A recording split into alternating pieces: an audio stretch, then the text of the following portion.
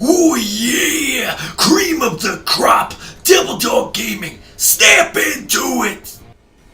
Note, the following game review is based off of playing the beta. The beta will be absolutely the same upon launch as the physical release version with some slight optimization changes. Other than that, we will be receiving the same game. I felt here everyone at Devil Dog Gaming and my fans deserve a chance to see my review before the game is officially launched for them to decide to make their opinion and their decision if they want to pick this game up on launch. So please, enjoy my early review of Fallout 76. What the hell? I spent 27 years in that vault, and they tell me it's the end of the world, and there's nothing wrong out here. Man, this is bullshit. I'm gonna find my agent. If he's still alive, I'm gonna kick his damn ass. I gotta be out here wearing this stupid ass outfit, heavy ass Pip Boy on my arm. Man, this is bullshit. Head left. Okay, I'm heading this way, stupid ass Pip Boy. 17 miles? Man, this is bullshit. Ain't nobody around here. Nothing to friggin' bother me.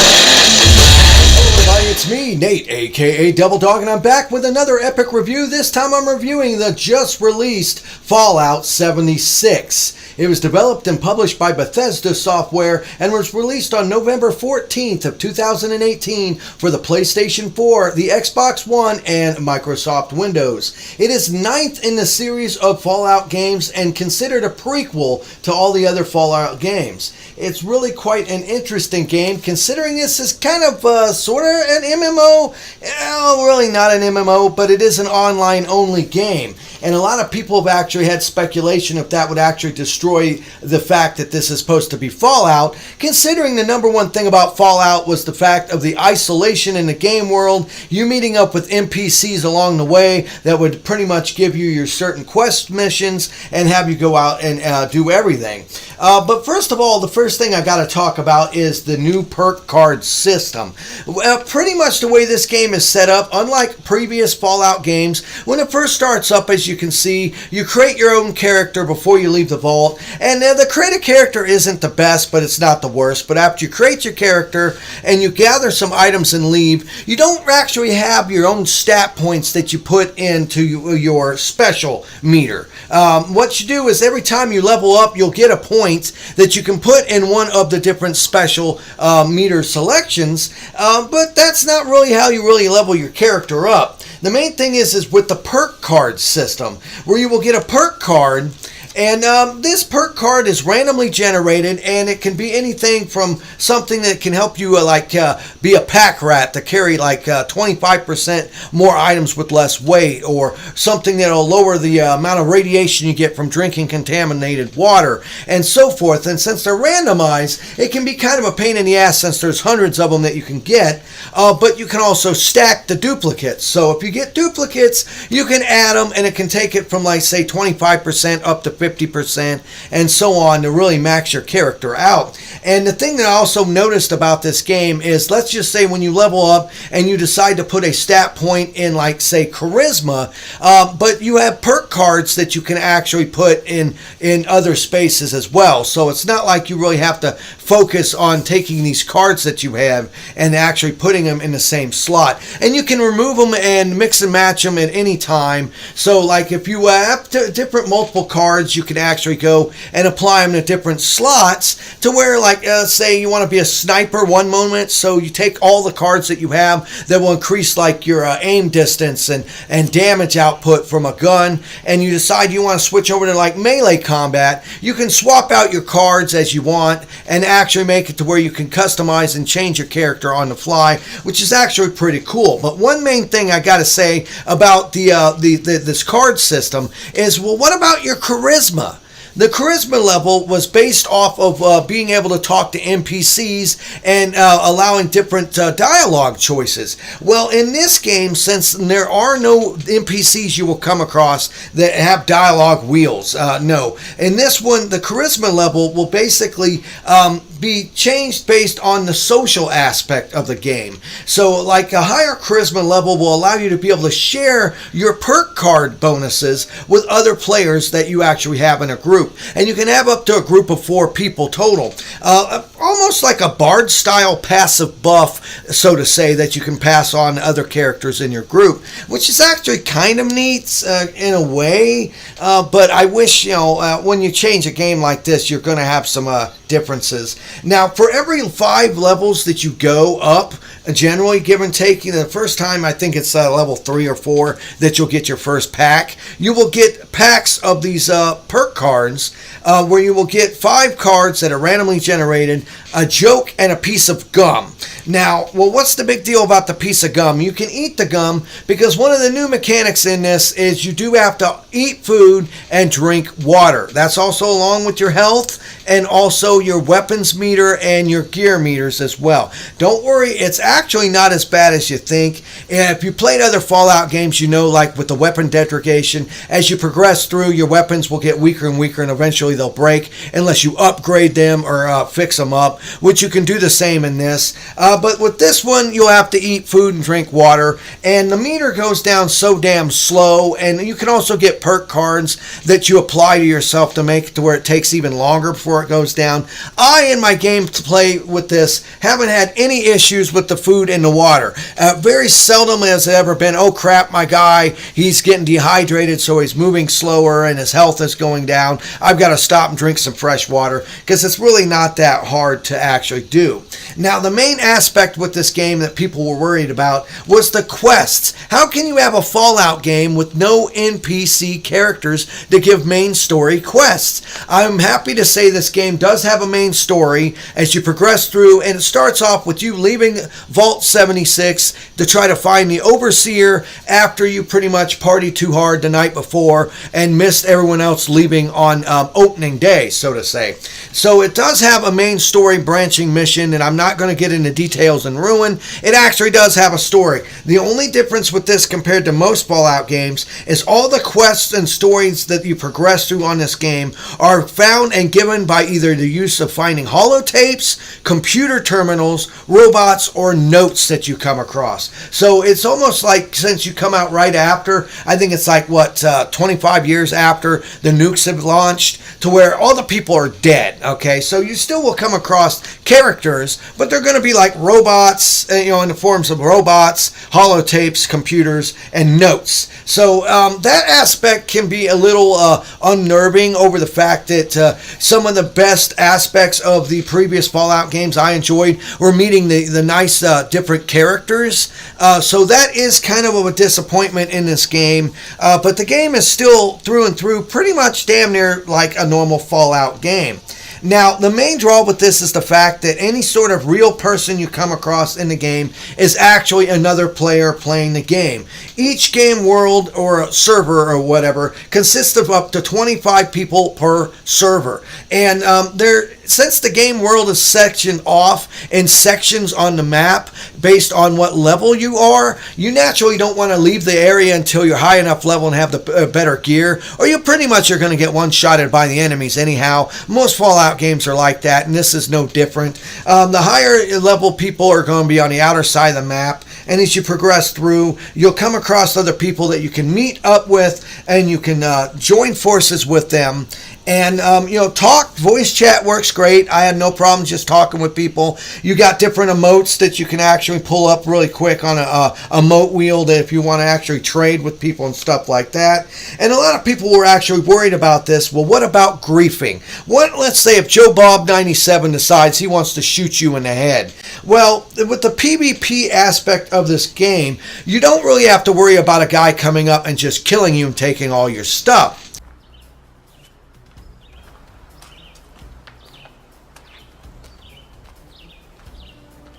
Wow, there's like absolutely nobody left in this world. It's just me. Oh crap, a real person. All right, cool. We can team up together and fight monsters. This is fantastic.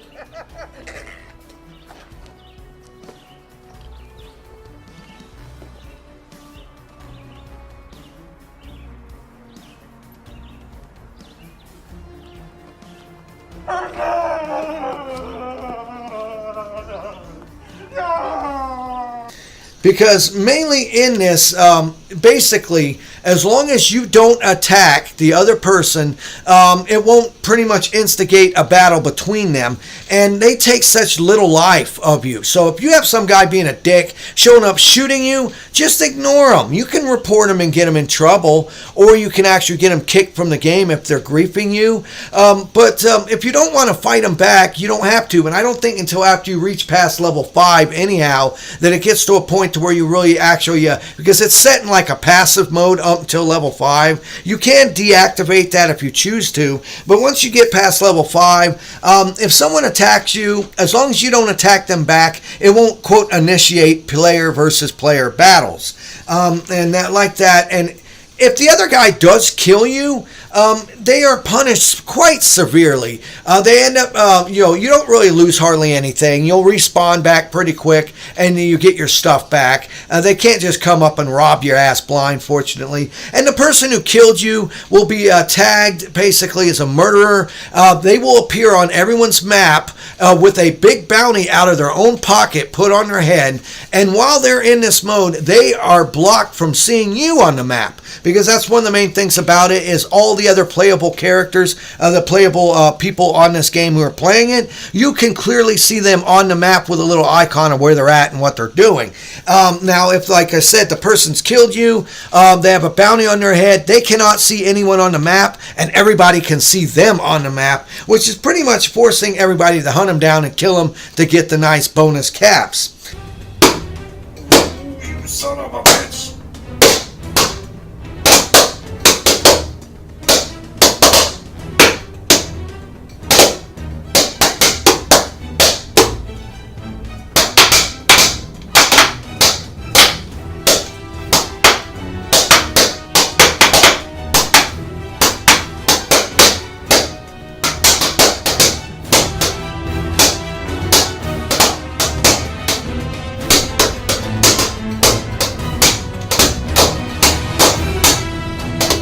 Which is actually a pretty interesting way of handling griefing.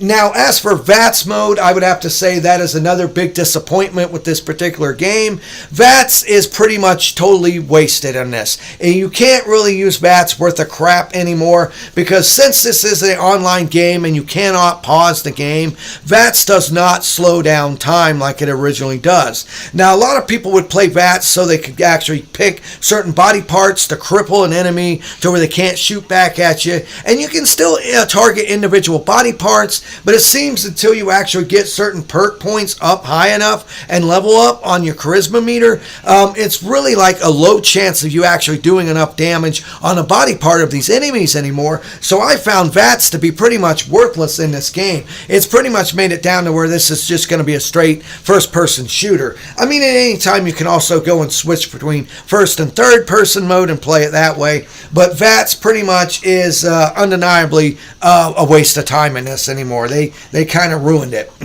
Now, the other mechanic, like I said earlier, is you do have to worry about food and water, of eating food and drinking fresh water. Because if you come across rotten water, you naturally don't want to drink it because it will give you radiation and make you sick. Oh God, I'm so thirsty. I don't care if it says this water ain't safe to drink.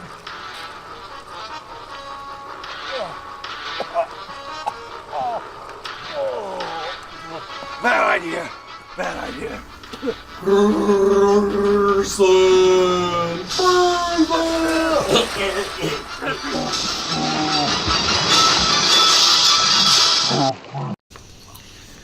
But as you progress, all you have to do is as you gather all your items, because much like a normal Fallout game, this is a collect-a-thon. You go around killing enemies, collecting stuff, and as you collect items, you can collect different pieces of meat, different kinds of water. You can go back to your main camp or your camp, the CAMP, which you can set up at pretty much any location, like a home base, where you can do all kinds of stuff. And you'll always have like a crafting table and a cooking pot. And while you're there, you can use the crafting table to fix your items, upgrade items, break stuff down into materials, use these materials that you found to actually build new items, and also to actually cook food with and clean water. If you boil your water, then you'll have water that you can drink. So whenever you start getting thirsty, just drink yourself some fresh water and you're pretty much good to go. Same thing as your health meter. When you get hungry, just eat some food and you're fine and you're good to go. And of course, whenever you're hurt, just pop a couple stim packs and you'll be fine. Oh, sweet loot. Oh, nice. Yeah. Perfect. Now, the other aspect with this game is since it is an online game, there is really no pause. Now, what I mean by that is when you're bringing up your Pip-Boy, any sort of Pip-Boy usage is done in real time. So if you have an enemy attacking you and you're about ready to die and you need to use a stim pack, you do have a wheel that you can press with a button to where you can use the stim pack without going into the Pip-Boy option menu. But if you do need to go into the Pip-Boy option menu, it is best recommended you run to a safe location, because there are lots of buildings and hidey holes and places you can get for cover to hide in order to actually use your Pip-Boy to look through all your items and content that you find. I do find that a bit of an annoyance, but considering I played a lot of online games including Final Fantasy, once you get used to that aspect, it's kind of an annoyance, but it's not really a game-breaking aspect. Now, the other neat thing about this game, hands down, is the crafting and items pretty much are very similar to the way Fallout 4 were. I mean, you can actually go around and craft different items, and, once again, with your camp system, you can set up a base just about anywhere, and at that location, you can actually build your own place. And yet, it doesn't necessarily have to be a set location to build your own camp. You can build all kinds of neat, wacky stuff just like you could in Fallout 4, and it's actually pretty good. Now, as for playing through this game, the online stability, I've had a couple instances of the game chugging rather slowly, but compared to how it was with the first beta, it has improved dramatically, and I've had a couple instances where it has kicked me out of the server, and I had to reload back in, which was a minor inconvenience, but honestly, for it being an online game, you'll have these problems, and I know at launch, this game probably will be down for probably several hours, if not days, because I have not played a single online only game that has not had some sort of severe issues with the official launch. Now, Bethesda has done a lot with their early beta test to try to represent and also remedy this, but I guarantee you, since this is a Bethesda product and it is glitchy as hell, you are going to have some severe issues with the game at launch. But other than that, the game actually, like I said, it plays just like a normal Fallout.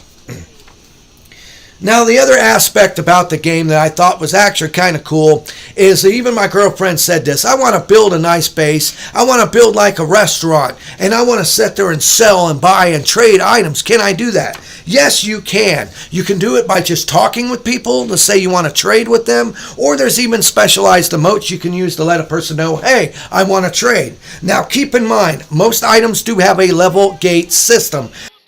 You will be able to buy, sell, and trade items. The only key thing is you won't be able to equip them and use them until you are the right level. So theoretically, you can run a shop like my girlfriend could actually run a shop to buy, sell, and trade items. You just got to keep in mind that you want that sweet, sweet power armor. You can grab it, but you won't be able to equip it until you're a high enough level. Same thing as actually goes with the perk card system too. You'll get perk cards that way as well. Now, the other aspect about this game that a lot of people were worried about and I can actually say can be kind of a pain in the ass, is the fact of once you build an area, your nice little camp, it can be attacked by other players. Now, fortunately, it's done similar to the grieving that I mentioned earlier, to where if somebody comes and starts destroying your base or trying to damage it, it takes a hell of a lot of damage before something will break from an actual another person in the game. Now, NPCs and enemies that will randomly attack, that's a different story. They can destroy your stuff rather quickly, and kind of like doing it in Fallout 4. You want to have buddies with you. You want to set up different to like machine guns, laser guns, and traps to stop these enemies. But as for dealing with other real world players, they can't really destroy your stuff that easily. But what about the nukes? Well, here's the thing about the nukes. A lot of people are worrying, what if somebody gets a nuke and I got this big elaborate building complex, this big city that I built with me and my buddies, and Joe Bob Briggs number 97 decides to drop a nuke on it and irradiate it and blow it up. What happens then? Whew. Finally I got my settlement built. Oh, it looks beautiful. And there's nothing that can actually take it away from me finally. Ha ha ha! I got the final key card, bitches! It's nuke time! Ha ha ha ha! Yeah! Launch initiated. What the hell?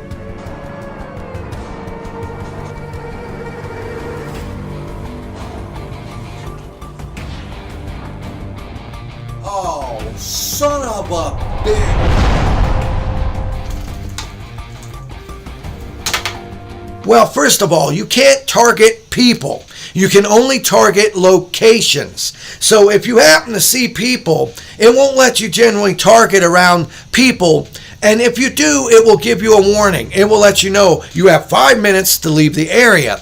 Now, you can very easily use your camp to pack up your town. It creates a blueprint of everything that you built. So if someone tries to drop a nuke on your area, it will clearly inform you that the nuke is about to drop, and you can pack up your stuff and get the hell out of Dodge before it actually irradiates the area. So you don't have to worry about it. Now, if you happen to actually leave your stuff there, yes, they can blow up your camp if it happens to be in the nuke area. But do not worry. You will have it blueprinted so you can just go back, open up your camp module, and just replace everything back down the way it was and have everything back the way it was. I have noticed some slight glitchiness with this, but in the end, it works out a lot better than I actually expected. And don't worry, the nukes, you're not even going to have to deal with the nukes until a long time in this game. The nukes are in-game content. After you get to the main end of the main story mode, that's when the nukes become present. You have to be in a full group of people. You all have to be able to gather all these items to get these launch codes. Then you have to go to an area where there is a launching nuke area, which is a high level, almost like a raid that you have to do, fighting massively powerful enemies before you can actually get in there and even activate a nuke. The nukes are meant for in-game content, for the hardest content in the game, to get the best and super rarest and most powerful items and rare materials. So it's pretty much, the nukes are considered in-game content, and you won't really have to worry about it that badly, fortunately. Now, what if I'm not online when someone decides to drop a nuke in my area? Well, don't worry. If your place is set and your base is built and you're not online and the nuke goes off, your place will not be destroyed by the nuke. If you're logged out, your buildings and everything are logged out as well. Well, Nathan, what happens if somebody builds their base on the same exact location as mine? Well, that is something I still haven't have happen yet. I'm sure there's going to be a point where that's going to actually happen, but I think so far they've got it set to where if you actually have something built in the exact same location, it'll pretty much just pop up red and say you can't build here. Now, that's not going to really be an issue. This game is so huge, and even if you say, hey, this guy's got this plateau I want, you can find another place to build, so it's not that big of an issue. Now, the other aspect of this game, since this is an online game and they need to make that sweet, sweet money from you, it does contain microtransactions known as Atom. You will get a secondary monetary denomination in this game known as Atom points along with your caps. The Atom points are basically used in their store, and it is basically for only non-essential, pretty much you can't use it to buy any weapons or anything like that. It's for cosmetic items only, like neat looking outfits, neat looking hats, icons, specialized emotes, stuff like that you can buy with real money and Atom that you get in the game. I have actually received a good amount of Atom just playing through this game and been able to use it for buy quite a bit of different non-essential items as well. So it is possible to get enough Atom to actually get cool stuff in the game without actually sinking down any more real money, which fortunately I'm glad to say it's not that bad. Now, will it change in the future? Only time will tell. Now, speaking of the future, Bethesda also plans to keep rolling out constant free DLC for this game, which is a really nice thing considering this game has a lot of aspects in it that reminds me of Final Fantasy Online in terms of you'll have these events that'll happen when you're out in the game world, almost like a fate that they're called in Final Fantasy, where you can decide if you want to join in and help. You'll get an EXP bonus, you can meet new friends and stuff like that, and if you don't want to, you can just leave the area. They plan to add all new enemies and new DLCs along the way. So, my final thoughts on Fallout 76. Actually, this is actually nowhere near as bad as I was expecting it to be. Fortunately, it still does feel like a Fallout game in terms of the way it plays and the crafting and the fact that the main thing about this game, just like every other Fallout game, is the exploration, the gathering of items. The only difference is, I'd have to say, I do have a couple of issues with this. The first one has to be the fact that VATS is basically no longer functional. VATS no longer works the way it should, so VATS is kind of a joke anymore. It's a shame, but that is one big downfall to this, is that the way the game is, it makes it to where VATS, it shouldn't even be in it no more. The targeting system on it is flawed. The fact it doesn't slow anything down is pointless, because that was the main thing of VATS, is being able to take your time to be able to aim, to get like a headshot or an arm shot or a leg shot to stun the person, and you can no longer do that since this is all in real time. It's still playable, but I find it to be a huge disappointment to the way the actual original VATS was. Now, the aspect of it being online only, to me, actually isn't that bad. I found it actually kind of fun, even though it kind of breaks the immersion of you being out and about, coming across several people constantly, I might add, in real game time, of actually being able to talk to people. I thought having them join your group was actually kind of fun, and I can see where they're going with it, as long as they work with some new ideas on terms of upcoming DLC that can actually incorporate you and your friends working together as a group. I do see the aspect of working together as a team actually being one of the better aspects of this game. However, the griefing issues, I think that they still need to work on certain aspects of making it to where the people that grief are still highly punished way more than what they should be, because I haven't noticed a lot of griefing in the game, but I have noticed some people who are just jerks. Some people that just don't even care if they waste all the caps on them. You know, they can have 50,000 caps, they can have one cap, they just don't care. They just want to go around and be jerks. And kind of like Grand Theft Auto Online, you will have to get used to the fact of blocking certain people. That's kind of a shame, but in this day and age, when you're playing online with other people, there's not much you can do to avoid the fact that there's just going to be dicks. Now, the other main flaw with this game has to be the overall story structure. The main fact is that without having living, breathing, non-playable characters that actually give you these missions and having you have choices with a dialogue wheel, really kind of diminishes one of the key factors in a Fallout game. I understand they didn't want to do that And the aspect of getting all your missions, the quests from holotapes, computers, robots, and notes is a novel one, and some of the missions are pretty good and well done. In the end, I find the fact of not coming across NPCs you can actually talk to and actually have them join your group as a buddy, and actually change dialogues with them and kill them, I did find to be a big disappointment. It's not a game-destroying thing at all, but I found it to be a big disappointment.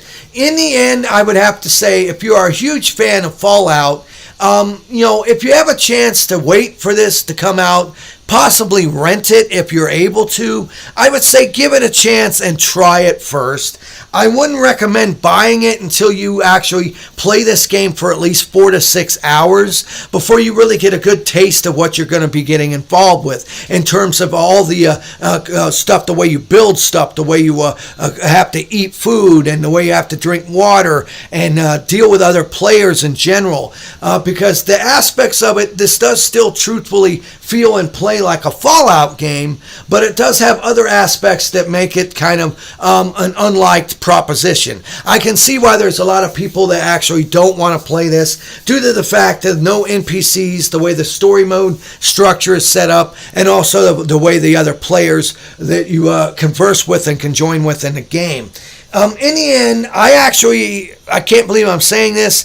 It turned out to be a lot better than I was expecting. I find some aspects disappointing, but as a whole, I still find it a decent game to play. I still find it to be a truthful Fallout style game. This is once again only my opinion, and yours will vary. But in the end, if you are a huge fan of Fallout, I say just give it a chance.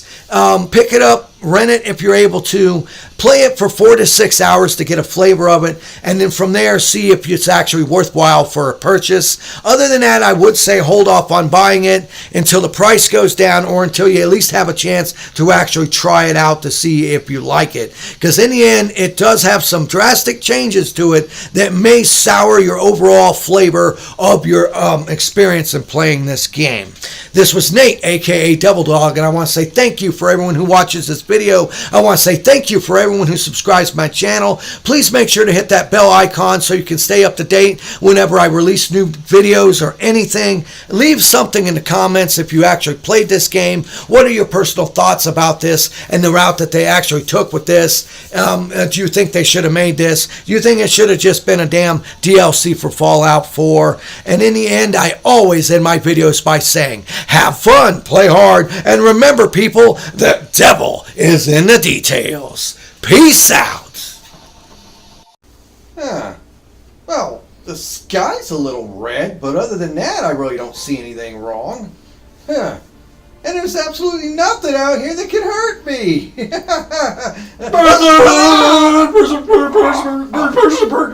Person!